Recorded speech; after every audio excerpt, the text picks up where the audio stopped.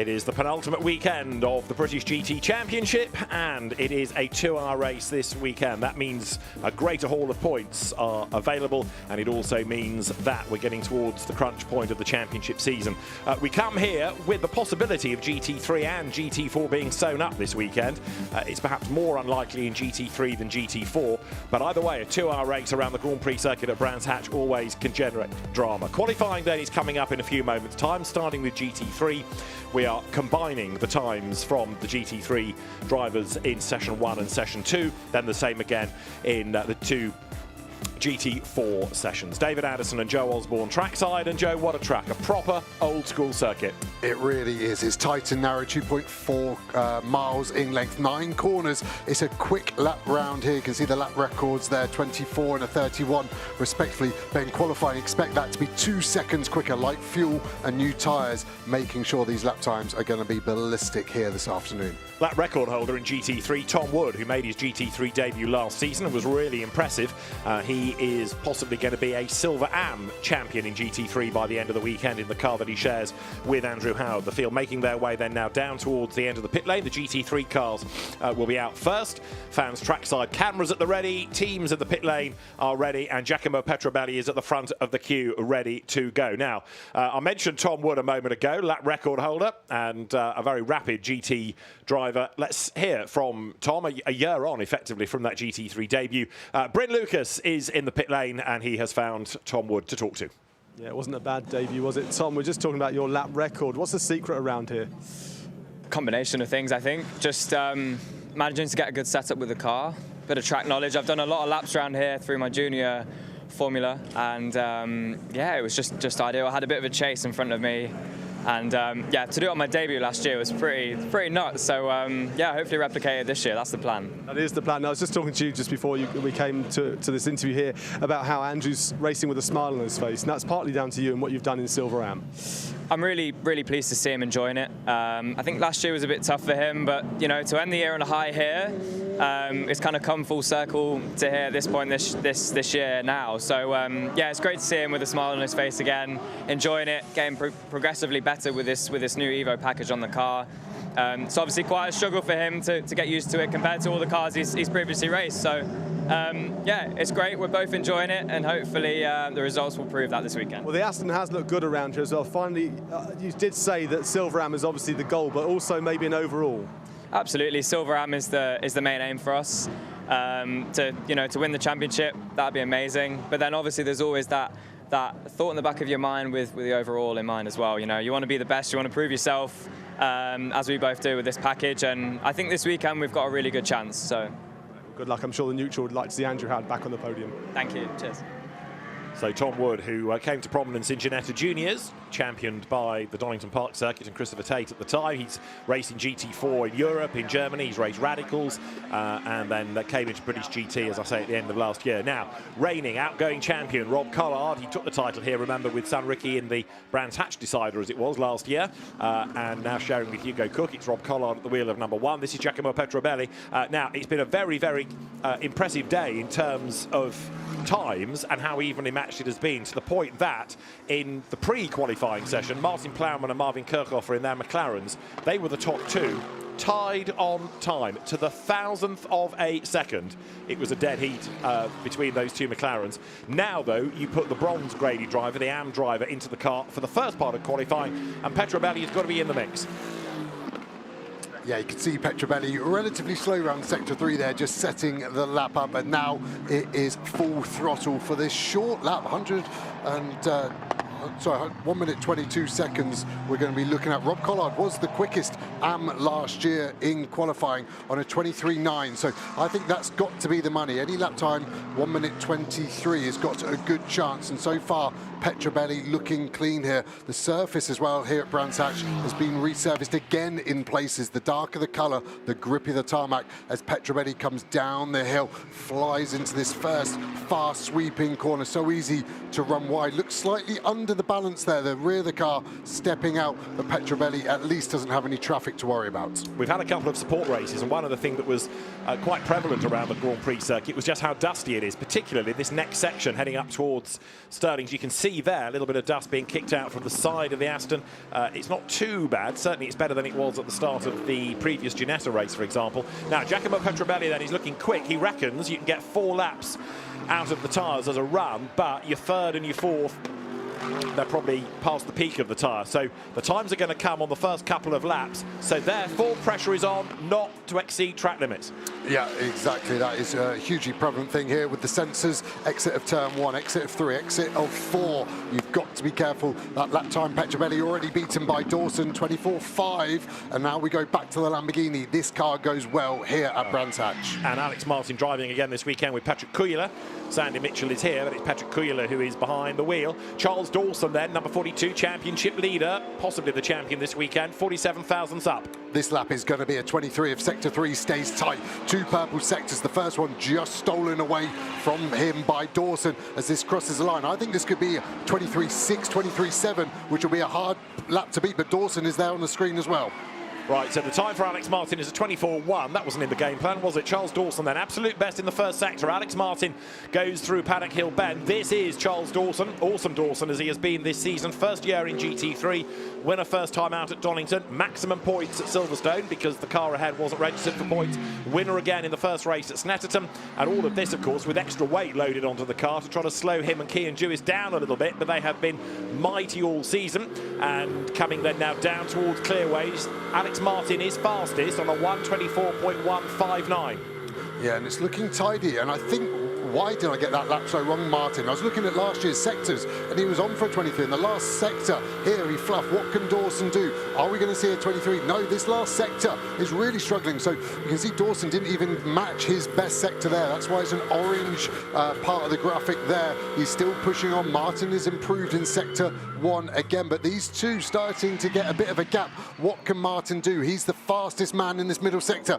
Kicks up the dust. The bollard has now gone at Dingledale. He's dropped 2/10, but if he can find this last sector, which he's in now, there's a chance, but he's already lost something out of Stirling's. The rear sliding around, and he's going to catch John Kearney as well in the next few laps in that Optimum McLaren, the green car in front. It was all a bit scrappy, wasn't it, at Stirling? So Alex Martin currently the fastest on a 1:24.159. This lap is slower, 24.492, but he's still quicker than this man, Giacomo Petrobelli, by just over a tenth of a second. So it's Lamborghini, Aston Martin, Mercedes, Lamborghini, McLaren, Aston Martin for the top 6. Dawson has done an absolute best sector 1. Petrobelli a personal best in sector 1 as he bounces over the curb. Then now coming down through Sheen Curve towards Stirling's. He's got to find 0.144 of a second. Now, this is his 4th lap, so in theory, it's his 3rd flyer. It's about now where the tyres are going to start losing their edge. Dawson's looking menacing. Petrobelli has lost time in that middle sector. Let's just get him across the line, but this is the car to watch. Charles Dawson then is currently 3/10 of a second back from pole position. Petrobelli actually goes quicker still and narrows the margin to 26 thousandths, but then Dawson goes fastest, 1:24.081. He's quicker than anybody by 78 thousandths of a second. Yeah, it was a decent lap, but still no one able to hook a lap up. The Mercedes squirreling under braking there. Watching Petrobelli's car earlier, Aston Martin looks like it's got a ton of understeer. The front not gripping and the rear just planted. He's not able to rotate the car like he wants. So I think he'll be slightly upset. Here we see the Paddock McLaren of Mark Smith currently down in 11th place. Morgan Tilbrook in another McLaren, this time Optimum 7th place, now up to 5th, 24.6. That's a better lap for Morgan. And of course, in terms of the grid, it's not just about these times, it's what the incoming driver in Q2 can do, the higher graded driver. You're riding on board here with Rob Collard. Hugo Cook is going to take the car over for the second part of qualifying. Collard goes by, 4th he was, 4th he stays, slightly down on that lap. So at the moment, you've got the leading 7 covered by just under a second. Yeah, Collard's got a difficult decision here. Is he getting held up by Martin, his teammate, in front, as we finally see Kevin Say on our shots? Normally, we're so used to seeing him at the front. He was confident ahead of qualifying. 9th at the moment. Can he lift himself up with this lap? He can, but only 6th at the moment. But then you throw Tse and Gotz into the mix, that car surely will climb. This is where the fascination comes of the qualifying system, where you aggregate the times. There is number 77 McLaren, Morgan Tilbrook at the wheel of it. Marvin Kirchhofer to take it over, and we know that Marvin flies, whether it's in British GT or World Challenge Europe, in which he's been a double race winner of late. Track limits for car 86, the Johnny Ip Honda, a lap disallowed. Charles Dawson has had lap 5 disallowed, but that does not matter because it was a slower lap anyway, and he'd already done the qualifying gun time. Yeah, less cars improving now, really only 3 out there with a chance of improving their lap time. Martin is one of them in second place, Kevin Tse and Smith the others, and here is that guy. He had a mega sector 1, sector 2, he's dropped a bit of time, less than half a second, but the car looking nervous, the opposite to the Aston Martin and Petrobelli. The rear is too lively here. He's dropped Rob Collard though. Has Rob Collard gone for a cooler and then one more push, but we're getting to the point in the session where they're only going to get a couple more laps. Yeah, just under 2 minutes to go. A flying lap of 24.0 for pole at the moment. This is Alex Martin having one last go. So it's Dawson, Martin, Petrobelli, Collard, Tilbrook, Tse. Alex Martin, therefore, second in the times, and he wants to try to find 79 thousandths to go top. Kevin Tse, in the meantime, 6th last time around. 2 personal bests here. Sort of late bloomer, up to second fastest, and that narrows the margin to Dawson to just 16 thousandths, and Dawson is off the road. Again, it doesn't really matter, he's done the time. The margin is down to 16 thousandths, and Charles Dawson has had a grassy moment coming through Sheen Curve. Yeah, he's dropped on the X. He does well there to stay off the racing line at Sterling. Looks like Andrew Harrod's had a moment as well. The Beechdene mechanics there clearing out the front end. Looks more than just general amount of detritus. You can take the engine cover off as well. But Kevin Tse all the way up to second because he just did a steady lap. He got 3 green sectors, and that is why he's only 1600ths off pole position. Martin still pushing, has done another fastest sector 1. It's been this middle sector, then into sector 3 has been his problem area. Sector 2 is okay, it's not his fastest, but it's strong. And he's going to get one more lap out of the session if the tyres are willing. He's coming up to newcomer John Kearney in the green McLaren, replacing Carl Cavers, replacing Mike Price. So John Kearney with a lot of learning going on. Alex Martin again has dropped a little bit of time in that middle sector. He's coming up towards the timing line now to break the beam, and it's a 24.2. It's no quicker. Rob Collard, his teammate, is behind him. Rob goes by, and a 1:24.562 is his best, but it doesn't haul him any higher than 5th. So the time is better. The position in the classification does not change, and the flag is imminent because we have got 10 seconds of the session to go now.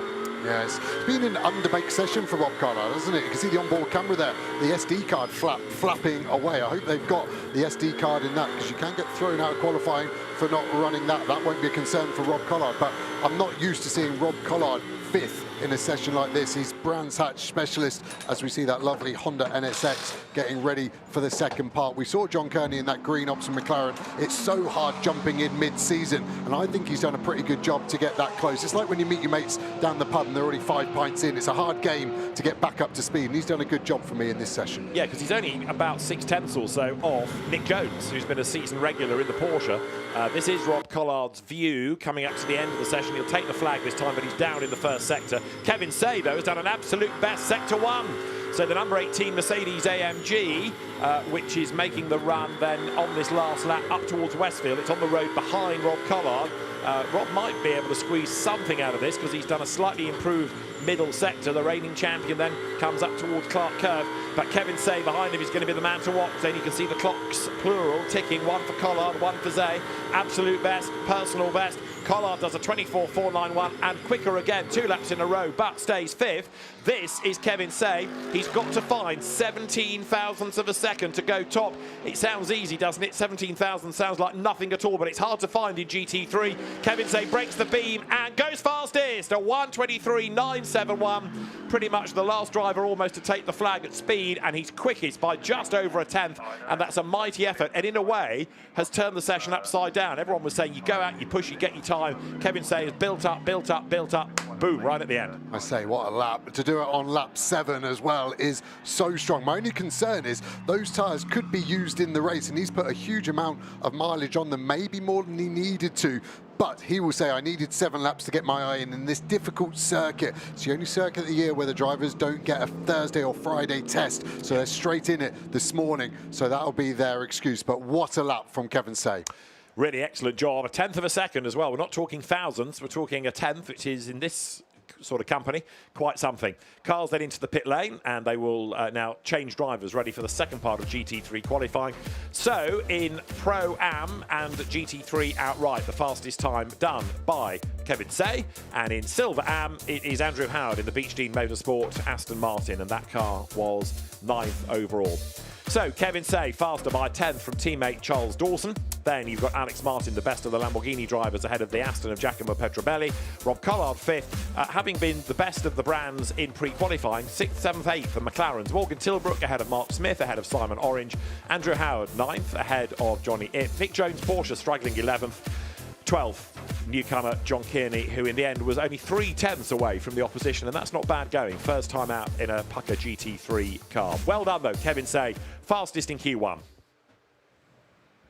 Let's have a quick look then at what happened in Q1 for GT3. Giacomo Petrobelli led them out. He'd be 4th in the end. Andrew Howard there going through shot 9th, can the end of the first part of the session. The Aston Martin having been in the gravel in FP1 and also through the gravel in pre-qualifying, but Andrew Howard keeping out of strife in this most important part of the day. Rob Collard hustling on as well. Giacomo Petrobelli, as I say, 4th in the end. Collard 5th. So the Aston Martin very definitely in the mix, but it was looking good for the Lamborghini of Alex Martin for 3rd, and then for the 2Cs Mercedes with Charles Dawson, championship leader, topping the times really for the bulk of the session, but ultimately just being bested by his teammate and going up to the very top. And this was the drama that he had after he'd set the best time out of that car through Sheen Curve, rattling through the gravel. He wasn't able to respond as Kevin Tse, on his last flying lap, went top by 1/10 of a second. Fastest in Q1, Kevin Tse. So, same cars, different drivers. And remember, we are amalgamating the times. The green flag has shown, so the session is live as Johnny Adam heads them out, chased by Tom Wood. So the Aston's on track. This is the super slow-mo of Kevin Tse, fastest in that first part of qualifying. Really nice job done then by the driver from Hong Kong, Macau, coming through fastest. And Kevin Tse, who spends really the bulk of his racing season racing in British GT. He will do IGTC at Suzuka. He's normally on the grid in something at Macau, probably the GT4 race, which is open to the AMs rather than the manufacturer drivers in GT3. But a really good effort here. Challenging circuits, he seems to go well at. Remember, he's been a winner in the past at Alton Park as well as at Spa, and goes well around here. Super slow-mo showing not only the sparks, but all that dust still being wafted out from the back of the car. But a good job done by Kevin Tse. Now he has to watch his co-driver Maximilian Gotz, but also see what the rest are going to be up to. That's going to affect where the car starts ultimately. Let's join Bryn in the pits with Kevin. Very much doorstepping Kevin Tse. Now, Kevin, that was a fantastic lap there. You had a bit of work to do. You managed to find 1/10, over 1/10 on that lap. I had no idea where that come from, but I can see the delta is getting faster and faster. So the tires actually had a longer life, had a longer peak than I expected. So yeah, the last lap was it was a pretty good lap on myself. So really happy, my first pole this season actually. So yeah, very good for the championship. It is very, very good for the championship. 20 seconds in pit stop compensation tomorrow, so you've got to look at that, but 8 points behind in the championship. There's a lot riding on this one. Of course, our sister car is also very fast. So yeah, we'll do the best of what we can do in qualifying, and let's see the races tomorrow will be interesting. Fantastic. Well, good luck tomorrow. Let's just go for a little wander, shall we, and see if we can find Charles Dawson, because he was around here a few moments ago. In fact, here he is. Let's go and quickly grab him. Charles, that was a bit of a, a watch for us there. What was it like for you? Yeah, frustrating. I just not as much confidence in the car as earlier. I felt really confident in pre-qualifying and seemed to have quite a good gap to some of the guys behind me, but just couldn't quite get together, and then the tyres had gone and I was really trying to check everything out, and then I think turn 7 had a bit of a moment but managed to save it. So, but we're all good, we're at the front end, so yeah, fingers crossed Kian can have a good quali now, and yeah, it's good fun out there, it's good fun. Good fun for you, well done. Cheers, thank you guys. So Q2 underway, clocked rattling away, and then number 78, then Patrick Kuyler. It's always good to see Patrick in British GT. We've seen him in Lamborghinis, we've seen him in Mercedes AMG over the years as well. Remember, these times you then add to the time set by the co-driver, and that is what determines the front of the grid. So on our screens we've got the isolated Q2, but on the graphic we're going to be able to look at the combined order. So if we say that somebody has gone fastest, that's in Q2, but then you can refer to that graphic and see where they are on the combined order. And right now Johnny Adam, first driver with a time to add to his co-drivers, goes to the top. Tom Wood goes through, but it's all going to shuffle around, and now you'll start to see the contribution that the pros make. Yeah, exactly. Good luck from Tom Wood, only 400 behind Johnny Adam in an Aston Martin, so he'll be happy with that. Now we go on board the Lamborghini. You can hear it starting to sing. Hugo Cook momentarily had the fastest sector one. That's now been stolen away by Sven Muller. Again, you can see the dust there. So many support races here having incidents on the exit and bringing gravel on. That gets ground down into mud. Marvin Kirchhoffer in front at the moment. Looks like he's putting a lap together. May help Cook up here. And Sven Muller in the Porsche, absolute best in the first sector. So we know the Porsche is quick in Sven Muller's hands. And now he has got to make a big contribution. Remember that Nick Jones was penultimate in the order. So Sven Muller now has got to be an absolute hero to haul that car back into the mix. It's not that easy to overtake round here because it's not a narrow circuit as such, but the cars have grown in width over the years, so it is tough to pass.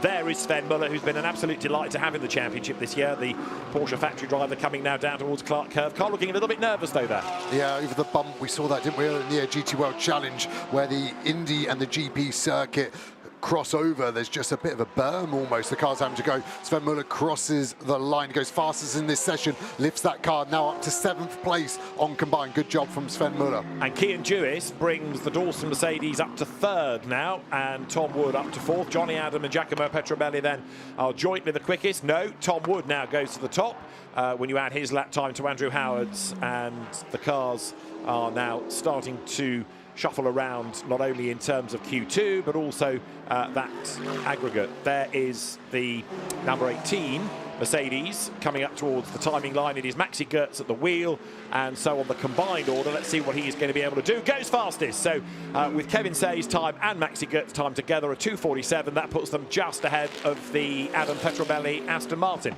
Yeah, good luck from Gotz. He's only 4 fastest in this session. You'll see the timing tower on your left flicking between combined and session. At the moment, this is our grid position, the combined times. Both drivers factored in. Tom Wood is the fastest of the session at the moment. I said it was a good first lap. Second lap, even better. Kirchhoffer now lifting his car up the order, and Hugo Cook. So we're seeing the Lamborghinis coming closer to the top. We're seeing, wow, Cian Jewis there. We saw Dawson run wide the previous corner, and Jewis here running wide. Won't be any damage, but he needs to get the tyres clean and set up for another lap.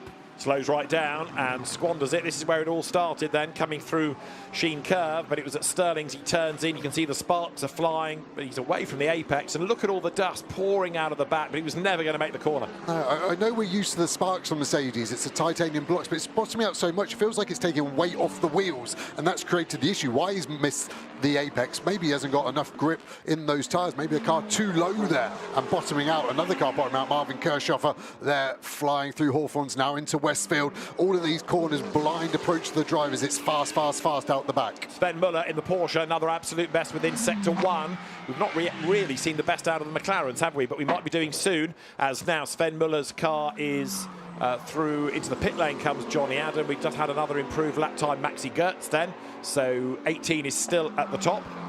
Johnny Adams' Aston is going on to another set of new tyres, we understand. Wow, it's a strange strategy. We rarely see that. I can't recall any pro ever not starting on a new set. So he's obviously maybe taken Petrobelli's tyres and now he's going to go for a new set. So if he has got used to new, he's got a huge amount of time. Or they've done 2 new sets because he's only 3/10 off pole. Yeah. So I think they've saved a new set, showing how important qualifying is. Maybe using a new set from the race tomorrow now to see what he can do. But he needs a fast out lap to get ready for 1, maybe 2 push laps if he's got time. And hoping that others are starting to bail for the pit lane and others have lost the best out of their tyres. This is Cian Jewis, who's also got to go again. He's 11th in this session and 5th on aggregate. Here he comes then up towards the timing line. Cian Jewis goes by, but that lap was no quicker. This is the one to watch because he's had that tyre cleaning lap, if you like. Martin Plowman has just got up to 9th in this session and 8th on the combined times. So we need to be keeping an eye then on Johnny Adam. He's back on track. I think Johnny Adam's got this. Why do I say that? He's less than 3/10 off the fastest in this session. And as a driver, when you get a second set of new tyres, you know what the car can do, and you tend to find 4 to 5 tenths. I think Johnny Adam has got this. He's got space. He's got time for 2 laps. He's about to start the first in the next 10 seconds as we ride on board with Tse and Gotz. You saw the issue for him later on the lap. It's a good first sector, less than half a tenth off. Here is Johnny Adam about to start part 2 of his qualifying on another set of tyres. Right, let's have a look at this lap then. He goes into Paddock Hill Bend. The time he's aiming for is better than a 1:22.687. Anything above Tom Woods is what he needs. Of course, the other car to factor in is Tse and Gotz. This is Tse and Gotz, who is still pressing on, but he's down in the first sector. So this lap for Gotz, not delivering. So he had that moment, and it's still not quite there. He does have time for one more lap. Johnny Adam should do as well.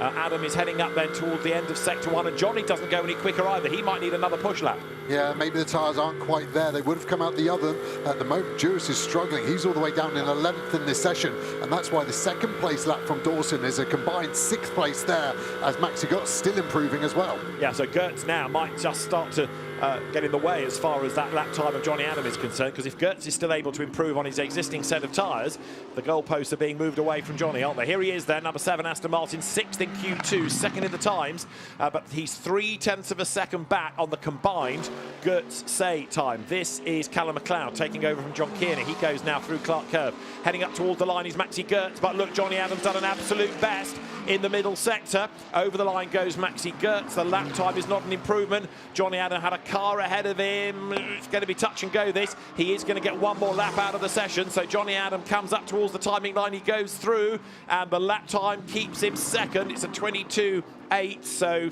Johnny Adam's second fastest. Nearly, but not quite. But he might get one more lap out of it. So Tom Wood the fastest, Sven Muller second, Tse and Gotz third, and Johnny Adam is 4th in Q2 at the moment. In the combined times, it is 18, which, look, has done another absolute best first sector. Tse and Gotz on his original set of boots. There he is, quicker than anybody, Sector 1. At least let's forget Kevin Tse did his fastest lap in lap 7 in this car. Yeah. So maybe something on the setup of this particular 2Cs car seems to be working for them, giving the driver a longer chance to keep an eye on Johnny Adam as well. 2/10 off in Sector 1 alone at the moment. I think this could be Gotz to cement a pole position. I think you're right. As he comes up, then he's lost a little bit of time in the middle sector. Rides the curb, comes out of the corner, and now accelerates down towards Clearways. Then under the vehicle bridge, Johnny Adam in the background is still pushing on, but down again in Sector 1 as he was on that previous lap. This to secure pole position potentially for Tse and Gotz. He comes up towards the timing line, goes through, and a 1:22.848 then is the lap time. It's not an improvement, but the car is still top. Absolute best Sector 1, but slower in 2 and 3. Johnny Adam down in 1, down in 2, breaks the beam, and the net result is the car is going to be second on the combined times. It was worth a punt. Well, dare I say, your optimism about him having nailed it wasn't quite right, but he had a red-hot go. I was super pumped for him to get 2 sets of tyres is a privilege as a driver in qualifying, and actually that last lap 1800 slower than his fastest, so consistent, unless he felt he nailed the first set. But then why would you take the second set? Like I said, I've never seen a pro take 2 sets of tyres in British GT qualifying, and it hasn't paid out, but I don't know why yet. Track didn't really change, did it? Okay, we had Tse and Gotz going off the road, bringing a bit of dust on, but there was no oil down as we could see, no liquid. There wasn't anybody through the gravel bringing massive amounts of rubbish onto the circuit. No, and like I said, as a driver, when you get that second set, you just know what the tyres got. And we're talking about Aston Martins. Tom Wood in this Aston Martin, run by Beechstein, fastest in this session. Lap record last year in the race, so he's very, very quick. And Beechstein obviously not totally up there on the overall, but on this session, Tom Wood, really good lap. Yeah, so he goes well in a GT3 car pretty much anywhere, but certainly around Brands Hatch, very, very impressive effort. So let's have a quick look then at the combined class winners. Kevin Tse and Tse and Gotz then can celebrate in Pro-Am, and in Silver-Am, Andrew Howard and Tom Wood come out on top with Tom being fastest in Q2, ahead therefore of the likes of Sven Muller and Maxi Gotz and Johnny Adam and Marvin Kirchhoff and others. So some of those factory drivers being put in their place. However, this is how we stand provisionally on the combined time. So Maxi Gotz and Kevin Tse by 2/10 ahead of Johnny Adam. He brought the gap down a bit, but he couldn't get ahead. Patrick Kujala and Alex Martin third behind the Aston Martin. Hugo Cook and Rob Collard fourth from Marvin Kirchhoff and Morgan Tilbrook. And so Cian Jewis and Charles Dawson start sixth, and you probably wouldn't have really put money on that as a starting position at the beginning of the session. Tom Wood and Andrew Howard seventh overall from Marcus Klassen and Simon Orange. Martin Plowman and Mark Smith ninth from Sven Muller and Nick Jones. Callum McLeod and John Kearney 11th, and Jay Bridger and Johnny Itt rounding out the 12 in GT3. Few surprises there. Yeah, 4 manufacturers inside the top 5, so BOP working well. But the 6th place car there, the championship leaders of Jewis and Dawson, the last thing they would want to see is the people second in the championship on pole position, Kevin Tse, Maxi Gotz. So the championship definitely is going to liven up tomorrow. You heard Kevin talking to Bryn earlier, talking about the penalty in the pits. That's partly because they have this extra compensation time to serve because of race winners, and with it being a longer race, it's going to be a longer penalty. Let's get back to the pit lane. Bryn and Kevin Tse, part 2. Indeed, Kevin Tse part 2. It's the way it works with you, isn't it, Kevin? Seems to be. Well, when you got out of the car, 1/10 was a gap. It's been extended to 2/10. That's fantastic for the championship when it starts the pole position tomorrow. Yeah, that's good for the championship. P1 is always nice because turn 1 is right-hander and also turn 2 is right-hander. So P1 is nice, but it's a long race, 2-hour race. Of course, with the 20-second success penalty. So let's see. It's a long race, and hopefully we'll do well. It's very, very tight and congested at the top of GT3, as we know. Johnny Adam and Giacomo Petrobelli, he's not raced here for over 10 years, Giacomo, and so he's having to kind of relearn this place as he goes, but they're looking pretty rapid as well. Yeah, Johnny is always quick, and Giacomo is one of the fastest AMs, so of course they are also in the hunt for the championship. So yeah, we also, oh, Max is here, what a lap. What a lap it was indeed. So Max, you were just talking about the championship and putting this into context. Johnny Adams starting in P2 along with Giacomo Petrobelli, and your teammates across the way, actually where we're standing right now, they're a bit further down the order. Yeah, so first of all, Kevin did a great job being quickest in his session. The car felt great the whole weekend, or the whole day, actually. It's not a weekend, it's a day so far, and I think we managed it well to be up there. I'm not super happy with my lap, to be honest. I did a little mistake, so I lost 1/2 It's always a shame if you are close, but not on pole. I did it the last 2 weekends, so yeah, it was in the package, but I was not able to set it down. But in the end, super happy because of Kevin today. Yeah, on pole, and it's a great feeling. Very briefly, I know the team have worked very, very hard on the sim to make sure that the sim is working very well calibrated with the actual car. How nice is it to then get into a sim to race in a like-for-like car before you come here? Well, the sim always helps with the gearing and the setup of the car. So yeah, it helps, especially when I'm in Hong Kong. So yeah. Congratulations, guys. Well done. Thank you. So Kevin Tse, Maxi Gotz then celebrate pole position, and a good start to the day for 2Cs.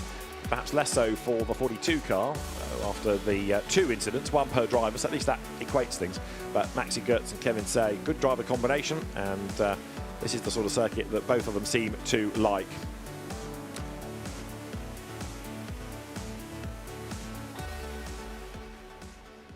Cars on the circuit already for GT4, and this is GT4 Q1 or Q3 of the overall session, call it as you wish, and it's the first driver, of course, in the GT4 machinery, and this is where Jack Brown and Mark Warren are looking to try and wrap up the championship this weekend. In a sense, therefore, it's all eyes on Charlie Robertson, recently married, well done Charlie, and Ravi Ramyi to try and keep their championship hopes alive going to Donington, but it's very much advantage to the McLaren drivers. It is, and the tenuous link there to Robertson is that he got married to Kelly from Ginetta, and we look at Ginetta here, this one of Josh Miller, fastest in pre-qualifying the session before the one we're in now. They've been looking very strong, him and Jack Mitchell having super pace together, and at the moment Sector 1 fastest out of anyone and right on the money for Miller. You can see the car bucking, their balance and performance, raising the ride height of the Ginettas over the years, trying to slow it down, so it definitely looks like one of our taller cars out there in GT4. And Josh Miller, we know, is quick. The Mahiki team having moved from Lotus to Ginetta as the season has gone on. And getting very ragged there. Look, 2 wheels over the dirt onto the grass. So dust kicked up into the air. Josh Miller accelerates now then out of the left at Sterling's. Again, just 10 minutes on the clock for these qualifying sessions, although around here, of course, you can get quite a lot of laps in, but still it looks dusty on track. And of course, the dustier it is, the more people might go off the road and bring dust back onto the circuit, which means people go off and bring more dust back onto the circuit, and on it goes. It's a slippery slope, isn't it? Quite literally, as they go down here, riding on board through Paddock Hill, flattens the gradient, but even looks steep on the camera. It's a strong lap from Miller, 30.6. I expect pole, though, to be sub 1 minute 30. And at the moment, we can see cars pushing on. This is Hopkinson, fastest sector 1. At the moment, he does have a slow BMW in front of him that he'll be worried about at the moment. That's Chris Selko aboard that car. Sector 2 is okay as well at the moment. Are we going to get traffic towards the end of the lap? That gap's coming down, isn't it? So Chris Solkel needs to get out of the way quickly here. I know he's thinking about his own qualifying lap, but the last thing he needs is to get in the way of somebody else. Luca Hopkinson, all the bad luck seems to have gone the way of this car. It had a fuel pump issue at the start of the day as well in free practice. It comes up towards the timing line now, and to offer up a benchmark, Luca Hopkinson then does a 1:31.023. That's 3/10 down, in fact, on what Josh Miller did in the Ginetta, a 1:30.6. Chris Solkel, in the meantime, has done a lap, but it put him 5th, and that last lap of Luca Hopkinson had just been disallowed for exceeding track limits here at Graham Hill Bend. This is turn 3. Yeah, and he's already sliding the rear of the car, so he needs to make a decision quickly. Can he get past this BMW in the next few corners, flashing their headlights? Selkoud will not yield position here, so I think he's going to have to back out of this. You can hear the tyres squirreling around on the front, kind of vibrating, running wide as well. Starting to lose his head quickly, Hopkinson. I think the team have told him, you've lost your lap, and now he needs to make a decision where to find some space. Miller improves to a 30.3, still pole position by 1.1 seconds at the moment, as Hopkinson does back out the lap. Needs to clean the tyres as well, doesn't he, having been off the road coming out of Surtees, so he now needs to try to find himself some clear real estate. Chris Solkel, you could argue, wasn't being overly cooperative, but equally he was thinking about his own lap, and in fact did do a personal best in that first sector. Up to second fastest now has gone Luke Garlick, who we saw in the Honda in GT3 earlier on in the season, former Ginetta racer, now back into a Ginetta. And so now we await Luca Hopkinson to have another go. We've seen him back out of it because of that drama, and there it is from another angle. So Luca Hopkinson then gets the message, you've lost your lap time, and now he's got dirty tyres, so he's got to clean all of those and try once more. There, number 30, this is the John Curry driven Mercedes. He and Phil Keane in hot water right at the start of the day because they arrived late for the driver's briefing, so they were fine for that. And now have to regroup. John Curry we saw in the wall at Snetterton in qualifying, but hopefully keeping out of trouble here. The GT4 Mercedes looking oh so standard compared to the GT3 larger brother. Yeah, 90% road car versus 10% road car. GT3 to GT4, it's a big, big difference. And the GT4 is always showing their body language better, softer suspension, less aero, so they're harder to drive and harder to drive on the limit, so they'll always maintain.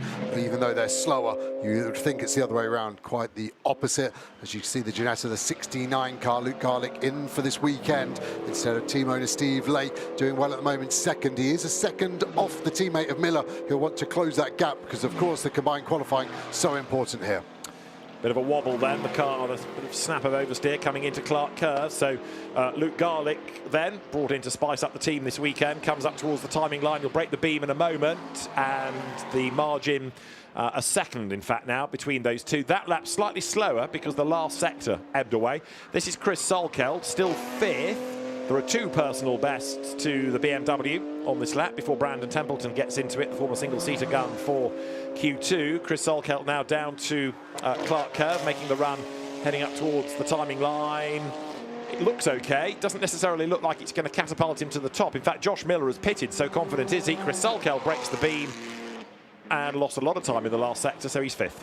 Yeah, and actually it's the sister car of Rami Ramid who's just been dropped to 4th because Hopkinson finally gets a lap in, puts him second, 7 tenths behind this car we're looking at in pit lane.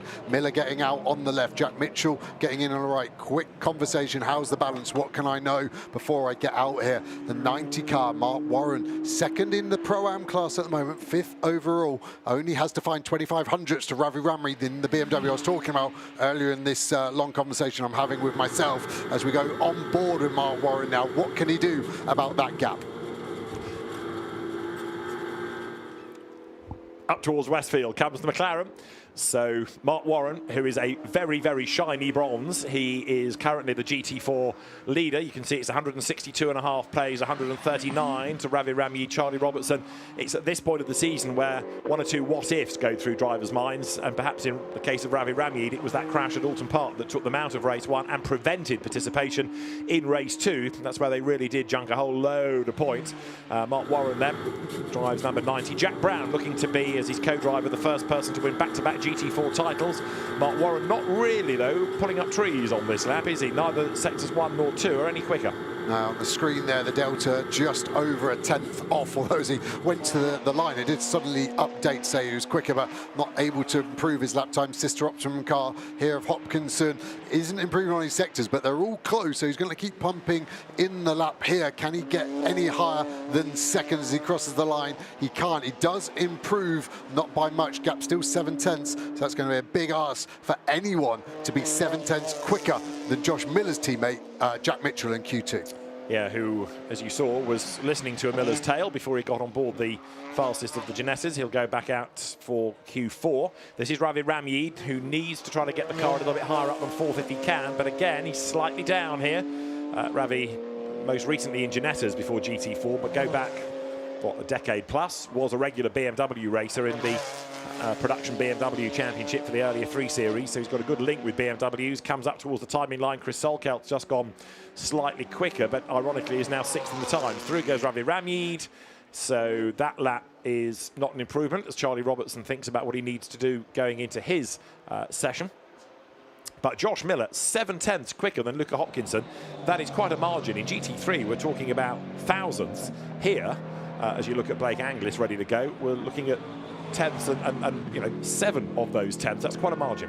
It really is, isn't it? As we see the 88 car, Ian Duggan, so it's the 3rd of the Mahiki cars we've now seen. He's 7th overall, 3rd in class, so he won't be particularly happy with that. Ian Duggan always goes well here at Brands Hatch as well. Just thought as it came to Druids, the car looked ever so slightly crab-like, as though it was not quite in a straight line, but it doesn't look like he's hit anything, does it? Might be my old eyes. There into the pit lane comes number 69 then, which is another of the Mahiki fleet. Luke Garlick clambers out of the car. Yeah, he'll want to close the gap up, won't he, to the teammate of the 84 car, but Mahiki will be happy with this thus far. Blake Anglis getting aboard as well, so it's going to be Anglis versus Mitchell in the inter-team Ginetta rival qualifying session here. Right, so Josh Miller, the fastest then, by 7/10 from Luca Hopkinson, from Luke Garlick. And Ravi Ramyi here is still pushing on, but the sectors are no better. Mark Warren, only 5th, but he is on a quick lap. He's improved in sector 1 of this lap, but whether he elects to finish the lap or hand over to Jack Brown and let him do the hard yards, we will find out in a moment, because you can see already the teams are getting themselves ready for the second part. No, Mark Warren is most definitely pushing. Here he is then, coming into Stirling's. But he's down in that middle sector, so the delta will be on the dash. The team will be looking at this and will make a call, either, yes, complete the lap and see if you can move up, or abort and give us a couple more minutes worth of prep time ready for the next part of qualifying, and that's the call. You're not going to go faster, box. No, but practice coming in the pits hot, because next time you sit in the car in the race, that needs to be done as quickly as possible. And it seems like all the GT4s are clustered together in the pit lane, actually. It's quite tight there. And here are the 17 crew ready to go. Harry George will jump aboard that car. Currently 2nd after this first session for Hopkinson. So that's the first part of GT4 qualifying over. 1 minute 30.3 then is the target time. Let's have a quick look at the order at the end of the first part of the GT4 session, with the Pro-Am class being headed by Ravi Ramyi and the Silvers being headed by Josh Miller. Josh Miller fastest outright from Luca Hopkinson, so it's Ginetta from McLaren, then it's Ginetta Luke Garlick from BMW, Ravi Ramyi. McLaren 5th, Mark Warren, BMW 6th, Chris Solkeld, it's the Mahiki Ginetta of Ian Duggan that's 7th, and John Curry in the Seoul Mercedes AMG in GT4 rounds out the 8. So Josh Miller fastest by 7/10 of a second. Let's head back to the pit lane and hear from Bryn with our quickest driver. Thanks there, Alice. Yeah, here with Josh. It's a huge margin you've opened up, 7/10. This team has really changed over the latter part of the season since moving to Ginetta. Yeah, look, we've had some massive changes within the team, both with cars and driver lineups, but I think the results we've sort of shown and the potential we've shown all year really proves like how strong this team is and how good the setup and whole arrangement is that we've got underneath us. And I think I've probably polled 90–95% of the sessions this year, and we just haven't quite converted it into pole position. But this weekend, that also being my home circuit, we fully look to convert it into our maiden win. Yeah, you had a decent podium last time out as well, so obviously the goal is going to be on the top step, and your teammate doesn't really have to do a huge amount, just keep it clean.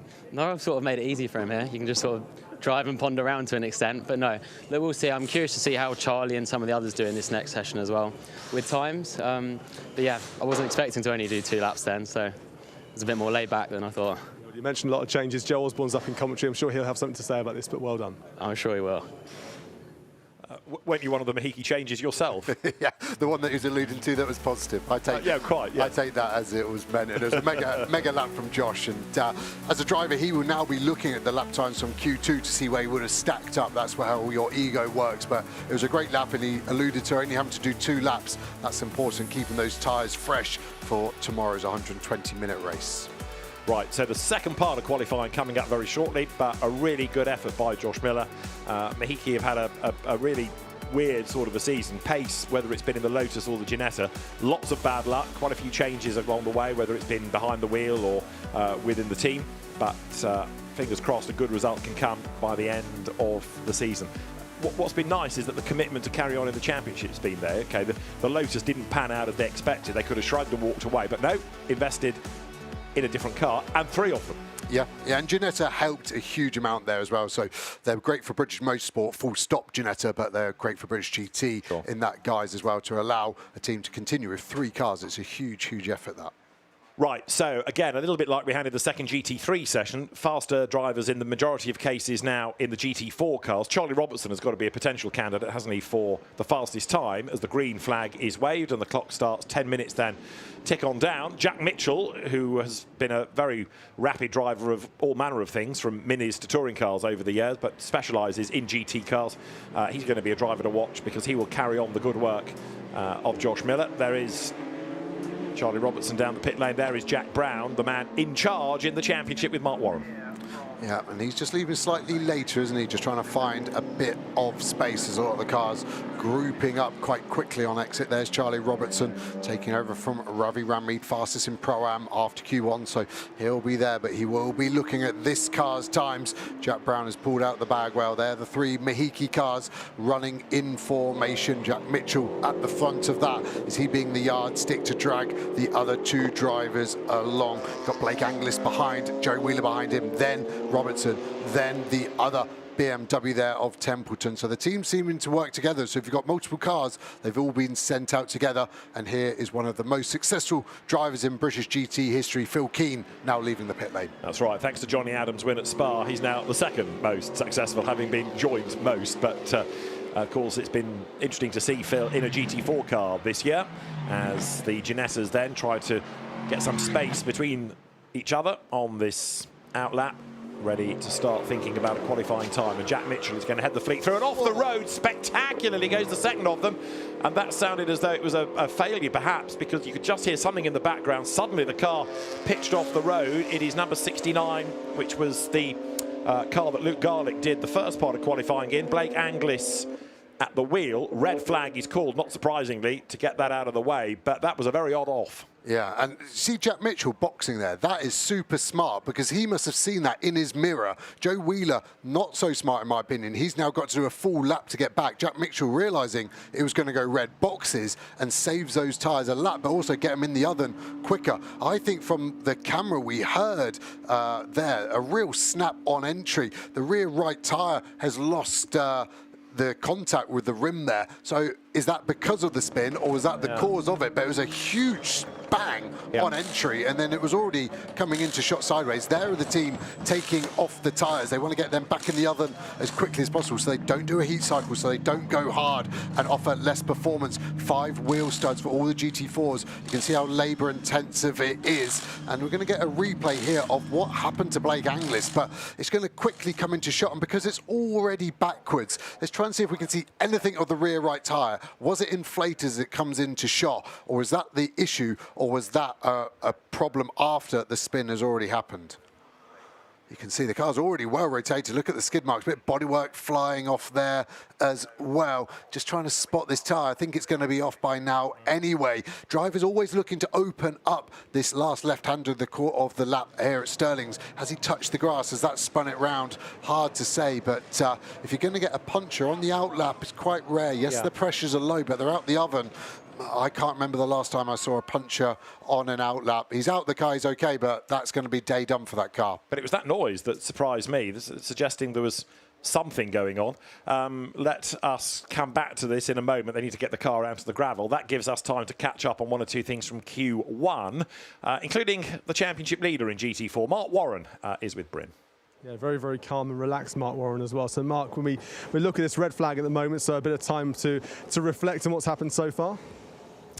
Yeah, the car was nice for my session, and I can't remember, 3 or 4 attempts to beat my time, and I just couldn't find the last couple of tenths, just couldn't quite string it together. So that was a bit frustrating, but really close between me and Rafi, and now it's down to Jack and Charlie to see who can put out the best lap. We know Jack's been in this position before. He won the championship here last year, in fact, at Brands Hatch, so he knows what he needs to do. And you guys don't need to do anything maybe special or exciting, just got to keep it clean. It's a bit dull, but you've got to keep it clean for 2 rounds, and then the title could be yours. It doesn't feel dull out the back of Brands Hatch GP loop. It feels terrifying. Yes, we've got to do the same as we've done every other round. Keep it safe at the start, and my job is to try and hang on to the silvers. Don't know if we'll be able to hang on to the Ginettas this weekend at the moment, but that's my job, and hand over to Jack, hopefully in the lead after the pit stops, but we'll see. The relationship between you and Jack has seemed to have really developed over the course of the season, but it's been very, very consistent. You've won so many times. In fact, it's only been there's only been 2 cars that have won over the course of the season in GT4. How has that relationship been building over the season? What have you been working on? What have you done to improve yourself? The relationship's been really special since we started. We're just both really chilled and both really enjoying the racing. And when you do that, and the car, Optimum Motorsport and the McLaren Artura is a fantastic combination. So I really enjoy the car. Jack's job is to get me as close to him as possible. He keeps losing weight every race that we turn up to, I think, which is an attempt to stay ahead of me. But no, it's been really good. We've really enjoyed it. The car is fantastically consistent, and that's just makes it a pleasure to drive. You know full well that we come into this round Brands Hatch, and in fact the Donington Decider, if it's not tied up this weekend, with this history in the making moment, with that man behind the wheel right now, being the only person maybe to win GT4 twice if he does it this season. So there is an element of pressure on his shoulders. Are you sensing that pressure? Not with Jack. He's so chilled out. He's no, he could have won it the year before that, of course, as well. He's just a great, really consistent, very fast driver, a great guy to hang out with. He's really relaxed, and I think that maybe plays a big part of it, of why he's so consistent, so reliable. So he's been a fantastic partner for me. So obviously you want to win the title as well, but do you feel any pressure with the fact it would be his second, or is it just that you're fully focused on your first? There is pressure, because obviously everyone in the team wants to win. So, you know, we all want to win. That's what we're here for. But we're all enjoying it as well. So it's a balance, and I think we've got the right balance, man. It's only because media people keep putting microphones in my face and talking about making history that you start to feel any pressure. But you're welcome. What about the track itself? Looking at the sky at the moment, it's very, very, very cloudy. It's a bit overcast here. Would you hope for similar conditions tomorrow, or a spot of rain, or do you just want that bright sunshine? What dance are you doing tonight? No, this is perfect for us. I think when it gets hot, when the sun's out and it's hotter, I think the BMW seems to run really well when it's hot. So we will take this all day long. I haven't really driven the car in the wet this year, so I don't really want it to rain either. No, cloud, a nice British cloudy day would be perfect. Thank you very much. Barbecue in the evening. Look, good luck tomorrow. Thanks a lot. Back to you, David. Bryn, thanks. Yeah, so Mark Warren, who came into GT racing having been a champion in Ginetta G40s and the Ginetta GT Academy, and then the AM champ in Porsche Sprint Challenge, the Cayman Series, where he was winning races outright ahead of the pro categorised drivers. Really, really impressive bronze-graded driver. So there, with its deflated tyre, is the Blake Anglis Ginetta out of the gravel. There's nothing else obvious as to what pitched it into the spin, is there? No, we saw that bit of metalwork almost being thrown up. I can't see if that was actually from the Ginetta or if that was just laying in the gravel trap, but it's got to go on the flatbed. So teams will be watching these pictures, guessing 5 to 6 minutes until we restart. It hasn't got long to get back to pit lane at least, but the flatbed has to be lowered. And yeah, I'm a huge Mark Warren fanboy going back to that. He's just so fast, which I think Ravi Rammeed were even happier with his qualifying performance to be in front of Mark Warren, and Ravi Rammeed has been getting faster and faster this season as we look at the 2 remaining Mahiki Ginettas waiting for this session to resume. And 8 minutes on the clock when we get back underway. So you can see those Ginettas ready to go back out. Of course, the other car of note is going to be Charlie Robertson's BMW. Co-driver Ravi Rammeed has done what he can do in his part of qualifying. All he's got to do now is talk to Bryn. Yeah, which is, it's not fun, is it? You've got to talk to me, Ravi, is how Adders has thrown down there, which is not a pleasure, I know. But yourselves, no pressure coming into this weekend, you said to me. No, not at all. I mean, we said it every time, it's just another race weekend for us, and we are the ones doing the hunting, which is good fun. And the car's working around here, you know, it's great. It's a wonderful track as well. We don't get much time out here. It's local to me. I woke up in my own bed this morning, so it's wonderful. And your teammate's just come back from getting married. He's a month in now, so congratulations to Charlie Robertson, of course, as well. But yourself, you've been away on a holiday, feeling all refreshed and ready to go. Oh, yeah. I mean, we spent a wonderful 2.5 weeks in Indonesia, so it's a long way to go. Spent some time with the wife and family, but it's lovely to be home, lovely to be local. This season has been... It's been a really impressive season with the amount of victories you've taken as well. A moment ago, I was just up there at Optimum. It's only been yourself and Optimum that have won in GT4 this season, but there's been that big blot on the copybook, which is Alton Park. Yeah, I mean, you know, I think it's a lesson for me. It's like, you know, that won't happen again. And I think sometimes when they're having their own race GT3 cars, there's certain ways to let them through, but it was an expensive way to learn a lesson. And had that not happened, it would have been a different story here and now, because we've taken points out of the opposing team every single weekend. So, but that is racing, unfortunately, isn't it? So. It certainly is. Now, BMW, how's it performing around here? What's it like to race? What are the characteristics to make the M4, the GT4 M4 look so good? I mean, credit to Ben, our engineer and Century. They've got the car right in the window. It feels absolutely wonderful. Even when the tyres go, it's great to drive. So I'm really looking forward to my 1 hour stint tomorrow. So no testing here either.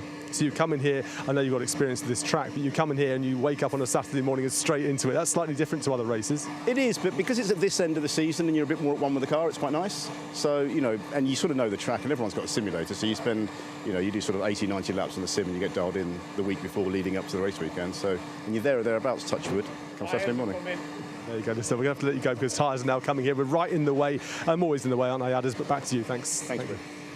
You're in the way, but you do it with aplomb, Bryn. Thank you. And the reason the tyres are coming out is because the fast lane is open now for GT4, which means that we are not far from getting the session back underway. And there are some drivers that have stayed, like Phil Keane, in the car. The tyres now go on, and once more, the teams will try and find as much clear track space as they can. 8 minutes on the clock. So whatever the plan was in terms of running the tyres, you're doing it with almost 2 fewer minutes now. Yeah, exactly that. And don't be alarmed with the fuel level low alarm on that Mercedes of Phil Keane. That's just when you turn the ignition off. I could see the panic in your face, David. Yeah. So that will be A-OK there, ready to go, Team Parker. We're so used to running Porsches, aren't we? Nick Jones in GT3 Carrera Cup cars, but they've been on top of this Mercedes car still. There we go, starting to roll now. So the teams won't want to get the tyres on too early, but likewise, they won't want to be too late with it. And I think Team Parker have timed that pretty much perfect. They will release Phil Keane in the fast lane any second now, and they'll be ready to go. Optimum waiting slightly longer. They will be looking at the GPS tracker to see the 69 car moving. Tyres are being brought back out the oven. Mechanics making sure they're going on the right corner. Easy to do during a red flag. The wheels get taken off quickly, dumped in the oven, and suddenly you can be putting the wrong corner on, and suddenly the car doesn't handle like it should. And when we go back, with nobody having done a lap time, of course, it's going to be 8 minutes and 17 seconds on the clock. So it really is going to be quite frantic, this, to try to get a time and to sort out the grid. There is Blake Anglis. Hopefully Bryn might be able to go and find him and ask exactly what happened. Was it a puncture, or was it purely a puncture, or was there something else, and did the tyre come off the rim as the car spun? Because we heard that strange noise, then it went. Anyway, we'll hopefully be able to hear from Blake as the lights go green and Brandon Templeton accelerates away, pursued by his Century Motorsport teammate Charlie Robertson. There are the surviving 2/3 of the Mahiki squad. So you've got 84 going out first. That's the car now in the hands of Jack Mitchell, Joe Wheeler in 88, and there is Jack Brown again, just letting everybody go before the Optimum McLaren hits the circuit. Yeah, these tyres are going to be a slightly odd experience for the drivers because they've only done that out lap. They've got back in the oven relatively quickly, but they definitely would have lost their peak performance. I would guess half a second to 6/10 off. It's the same for everyone, so it's equal. But the drivers got to get used to that feeling and expect the rear of the car to be slightly livelier. When you put new tyres on a car, the rear always grips up more proportionally than the front. So expect to see some oversteering GT4 cars for this remaining 7 minutes and 22 seconds of this session. Charlie Robertson's on the attack, isn't he? Straight away, getting himself to the head of the queue and pushing. He knows this is a golden opportunity to try to get the car up to the pointy end of the GT4 grid. As we've been saying, it's not easy to overtake around here, so if you can start on the front row in your class, it's going to help you. And he's also, as you can see, starting to edge away from teammate Templeton behind him in the black car, the one that was Chris Salkelt's for the first part of qualifying. So at the end of this lap, they'll start a flyer, and the clock's already below 7 minutes. Yeah, so they've lost over a third of the session, haven't they, through no fault of their own, all the drivers out there, that is. And yeah, where are we going to see the lap times go? Miller was quickest in the earlier session. Can anyone beat his lap time? That's actually going to be harder now. Yes, the cars have got less fuel, but like I said, that new tyre peak has somewhat been dulled with the early red flag. Yeah. Right, so onto a flying lap then goes Brandon Templeton, Charlie Robertson, now through Jack Mitchell, also 88 Joe Wheeler. You've got Harry George in number 17, McLaren. You've got Jack Brown in number 90. Big slide there by Joe Wheeler at Paddock. And you'll have Phil Keane on track in number 30 Mercedes as well. Robertson then is the man to watch on this first flying lap. He's going to be, isn't he? And where can he get that car overall combined? That's what we're seeing on the left at the moment. That is, of course, the Q1 order at the moment because no one has set a flying lap time. But Robertson comes through sector 1. It's okay. It's not ballistic. Mitchell is more ballistic, 2/10 quicker. So he's fastest out of anyone in sector 1, only 8 thousandths off his teammates' best sector 1, which was also purple in Q1. Down towards Hawthorns then. Robertson ahead there of Brandon Templeton, who's made that switch from single-seaters to GT4 this year and has done a good job. But Charlie Robertson, for so many years associated with Ginetta as a factory driver, now underlining what he can do in other brands, has looked very, very impressive these last couple of seasons. Comes then now through Sheen Curve, rattles over the curb, but he's able to keep everything under control so that he doesn't bounce out wide through that right-hander. He goes left at Sterling's and now is about to come up towards the timing line, but behind him Jack Mitchell is quicker than anybody in the first 2 sectors of the lap. So Charlie Robertson will offer us the benchmark time, but I don't think it's going to stand at the top for very long. No, I think he's going to be probably 3rd or 4th quickest by the end of this lap because Brown is on a lap as well. Here's Jack Mitchell. Expect this to go fastest in the session and take them back to combined pole position, which it does. 3 minutes 0.6. That's Joe Wheeler's car, which goes then on a 3-4 to 4th on the combined times. And Joe Wheeler is 4th in this part of the session as well. Now Harry George has just got up to 3rd in combined and in Q2 in number 17 McLaren. Charlie Robertson is pushing on again then as the tyres come in. So Jack Mitchell, purple, purple, purple, really good start. But now Robertson does a purple there for an absolute best first sector. So he might be, if you like, taking a lap further than Jack Mitchell to get everything up to temperature and up to speed. But now he's on a mission. Now Jack Mitchell steals it back from him. So he's that sort of, 15 seconds behind. So he's able to see the gauntlet that's been laid down and push. There he is, that gap, less than 15 seconds, more like 10. So he will have those BMWs in his sights. But he's had the best sector 1 taken off him by Harry George, who in turn has had his first lap time taken off him for track limits. So George doesn't have a lap time. So Mitchell is quicker than Robertson, but only by 43 thousandths in the first sector. Robertson has lost a bit of time in sector 2, and Jack Mitchell has done an absolute best in sector 2.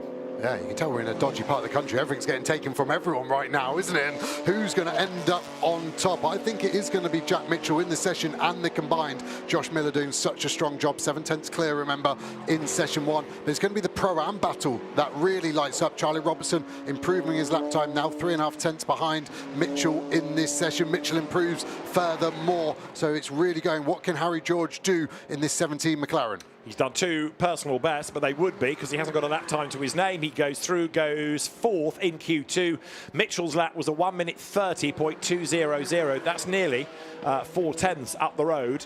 So it is Mitchell, Robertson, Brown, then the 3 real guns of GT4 this season. But let's not ignore Phil Keane. He's currently 5th in Q2, 7th combined, goes across the line. He's up to 6th on the combined times and 3rd in Q2 with just under 3 minutes to go. Yeah, with that fastest Sector 1, he would have been hoping for more. The Mercedes in GT3 was very strong in Sector 1, so it's obviously a trait of this front engine car, able to get the front into the relatively slow corners. Druids at 2, Graham Hill here at 3. It then seems to run out of puff out the back, potentially coming through Sector 1. What can Phil Keane do? Can he improve furthermore on the fastest? He can. Another purple Sector 1. The tyres hanging on for Phil Keane at the moment. Can he elevate himself from 3rd in this session to try and get this number 30 Mercedes higher than 6th overall? Let's see then. Absolute best Sector 1. He is just under half a second away from the top time. He's only 78 thousandths, though, shy of Charlie Robertson. And here he comes out of Hawthorns then. So Phil Keane with a road to himself. It looks quick, it looks tidy. Huge amounts of experience of all manner of GT cars over the years. GT3, GT4, even GT Cup in this car. And of course, Phil, a very handy historic racer. He's about to get to the end of Sector 2 then as he comes out of Stirling's. There's nobody in front, there's nobody behind to have to worry about, but he's dropped time in that middle sector. Phil Keane then coming down towards the end of the lap. That is Jack Mitchell. Work done. He's in the pits. He's nearly 4 tenths up the road. They're confident that that is GT4 pole. This is Phil Keane needing to find 79 thousandths of a second to go quicker than Charlie Robertson in Q2. He comes across the timing line. The lap that he does is a 1:30.754. That means it's slower than it was earlier. Yeah, only a 10th off his best, but unable to hook it up. He's got time to keep pushing. This will be his last lap. He crossed the line with less than 1:30 left, so looks like he's backed out of this one already. Quite dramatic how quick, and that's where a good pro again just knows that's it. I'm going to save the tyres. I'm going to box this lap. So they're 4th in Pro-Am. You can see them 7th overall. The yellow numbers, the Pro-Am, the white background, the silver cars. And our Pro-Am lead car is this car, the 71 car. 2nd in session, fastest Pro-Am overall. But Charlie Robertson has never really been able to take the battle to Jack Mitchell. It's not the biggest of gaps, granted, but he'll be frustrated that he can't erode over 3 tenths of a second, and this lap's not going to be an improvement either. He will get one more shot if he wants it, but I think he's just backed out of it as he comes across the line. And there are celebrations at Mahiki because there's nobody now out there that's going to be able to challenge Jack Mitchell, partly in terms of pace, but also tyre life. So that's it. Jack Mitchell then with Josh Miller, pole position in GT4 provisionally. Yeah, really, really, really good job by there. Just remember, tomorrow in the races, though, the Pro-Am cars have less weight and less time in the pit stop, so it will swing back in that favour for them. And it was a good lap by Harry George to get that car 2nd combined as well. And he lost a couple of laps track limits, but Harry George, fastest McLaren in the session. Flag is out then, so you've got Jack Mitchell in the pits, and like Josh Miller, he parked that car early. Still pressing on is Brandon Templeton, who oddly has dropped to the foot of GT4. I'm surprised by that, but he might be able to have another go on his last lap. Charlie Robertson is still out there, but the first sector is about a second slower, so there's no improvement coming on this lap. But it is still going to be a fascinating battle over 2 hours. Yeah, it really is, the ebb and flow of it. And of course, today it's been single categories, GT3, GT4. Tomorrow they're combined. The traffic, always a big, big part of Bridge GT. But really here in Alton Park, because it's so tight, so narrow in places, it seems to affect the cars even more. So that's going to be a huge thing tomorrow. Joe Wheeler, huge slide there. I said the rears are going to drop off. He's been pushing hard. He's now on his 6th time lap. His last lap was his fastest. Can he get the car even quicker? He's only half a second off Jack Mitchell, so he'll be happy. This has been one of his strongest qualifyings of the year. Joe Wheeler 6th overall at the moment, 4th in his session. He crosses the line now. It was an improvement. I think the rear tyres dropped away in that final sector, but still a strong session for the 88. And Brandon Templeton had a lap taken off him as well right at the very end. So here is Jack Brown coming up over the timing line. He doesn't need to improve necessarily, and he's not going to on that lap, I don't think. He does, fractionally. His last... how did he manage to do that? None of the sectors were improved, but he managed to piece it all together and just go slightly quicker. So Jack Brown up to 5th. Each sector in isolation slower than it had been, but just putting them all together made for a slightly better lap, one of those quirks. Right, in terms of the classes again, the best Pro-Am effort by Charlie Robertson, and in silver it is Jack Mitchell. Jack Mitchell and Josh Miller then, fastest outright from Harry George and Luca Hopkinson taking 2nd. 3rd, Charlie Robertson and Ravi Ramyeed, with Jack Brown and Mark Warren 4th, Brandon Templeton and Chris Salkelt 5th, and it's Joe Wheeler and Ian Duggan to round out the top 6. Warm-up is going to be at 10 a.m. tomorrow. We go racing at 2:05. Join us tomorrow for the penultimate round of the British GT Championship.